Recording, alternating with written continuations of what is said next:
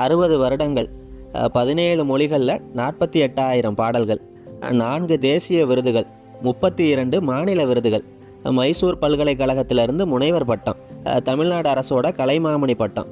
இப்படி இசையில் தனக்கென ஒரு சகாப்தத்தை படைத்தவர் பாடகர் எஸ். ஜானகி. மழலையாக இருக்கும்போதே இவர் பாடத் தொடங்கிட்டார். அவரோட முதல் மேடை நிகழ்ச்சியை 3 வயசில் பாடினாராம். தன் மாமாவோட அறிவுரையை கேட்டு தன்னோட 20 வயதில், அதாவது 1957 ஏவிஎம் ஸ்டுடியோவில் பாடகராக சேர்ந்தார். விதியின் விளையாட்டுங்கிற திரைப்படம் மூலம் திரையுலகுக்கு அறிமுகமானவர். அன்று முதல் இன்று வரை தென்னிந்திய மனங்களில் நீங்காத ஒரு இடத்தை பிடிச்சிருக்கிறார். தான் ஒரு பாடகிங்கிற செருக்கும் ஆடம்பரமும் எந்த விதத்துலையும் தெரியாமல் மிக எளிமையான தோற்றத்தில் மேடை நிகழ்ச்சிகளில் பாடுவார். அவர் பாடும்போது உதட்ட தவிர, அதாவது கை தலைன்னு உடலில் வேறு எந்த பாகமும் அசையாது. மைக்கை பிடிச்சி ஒரு இடத்துல நின்னார்னா நிகழ்ச்சி முடிகிற வரைக்கும் அங்கேயே நின்று பாடுவார்.